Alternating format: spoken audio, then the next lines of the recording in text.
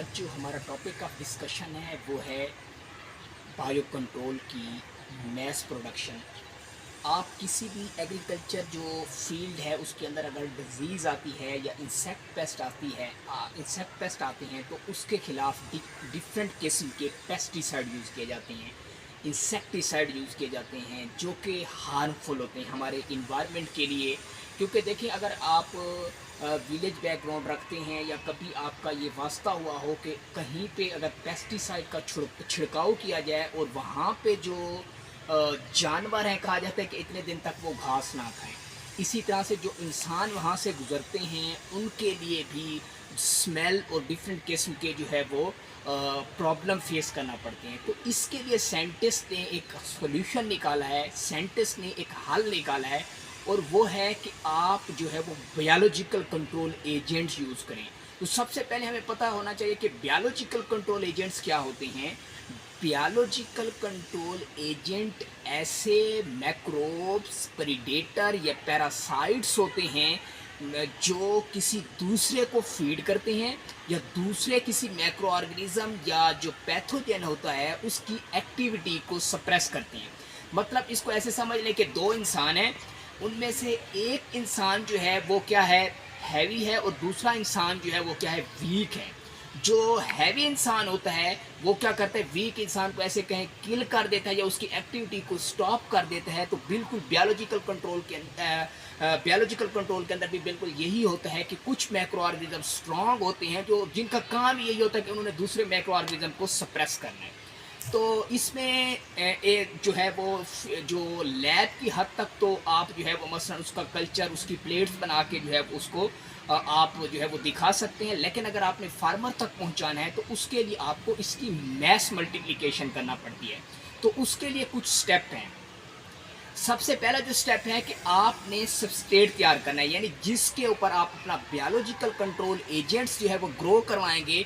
वो आपके पास wheat straw हो सकता है, वो आपके पास राइस ब्रेन हो सकता है, वो आपके पास जो वीट ब्रेन हो सकता है। यानी ये जो आप गंदम लेते हैं, गंदम के जो सीड होते हैं, बीज होते हैं, इनके ऊपर की जो कवरिंग होती है इसको आप यूज़ कर सकते हैं। या ये जो गंदम की जो तूड़ी आती है या जिसे हम भूसा कहते हैं उसके ऊपर आप इसको ग्रो कर सकते हो। या ये जो फार्म यार्ड मैन्योर, जो एनिमल का जो है वो मैन्योर होता है या एनिमल का जो वेस्ट होता है या एनिमल की जो वेस्ट मटेरियल होता है उसके ऊपर आप इसको ग्रो करवा सकते हैं। दूसरा, क्योंकि ये लिविंग है, माइक्रो ऑर्गेनिजम्स या बायो कंट्रोल एजेंट ज़्यादातर लिविंग जो है होते हैं, तो इनके लिए कोई ना कोई फूड मटेरियल रिक्वायर्ड होता है। तो उसके लिए हम या तो वर्मिकुलाइड यूज़ कर सकते हैं या टेल्कम यूज़ कर सकते हैं, जिप्सम यूज़ कर सकते हैं, केलोन्स यूज़ कर सकते हैं। उसके बाद है methods of mass multiplication. Mass multiplication अगर आपने किसी बायो कंट्रोल एजेंट की करनी है तो उसके लिए कुछ स्टेप हैं।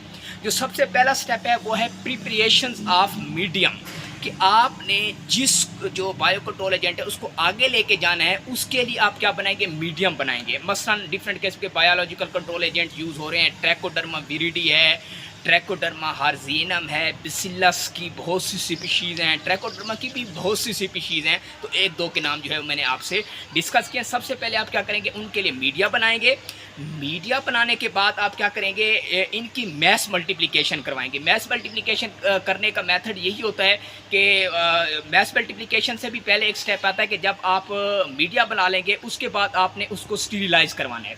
सबसे पहले मीडिया बन गया, उसके बाद आपने उस मीडिया को यानी स्टीरिलाइज करवाएंगे ताकि कोई दूसरा मैक्रो ऑर्गेनिज्म जो आप फूड दे रहे हैं या आप उसको जो सिंथेटिक या नेचुरल सोर्स ऑफ फूड दे रहे हैं, खुराक दे रहे हैं, उस पर कोई भी जो अनवांटेड कंटामिनेशन ना आए, यानी जो ऑर्गेनिज्म आप नहीं चाह रहे वो वहाँ पे ग्रो ना हो जाए, इसलिए आपको स्टीरिलाइज करवाते हैं। स्टीरिलाइज करने के बाद आप क्या करते हैं, जो आपका मीडियम तैयार हो चुका होता है उसके अंदर आपका जो खुद का बायो कंट्रोल एजेंट होता है उसकी आप क्या करवाते हैं, इनाकुलेशन करवाते हैं।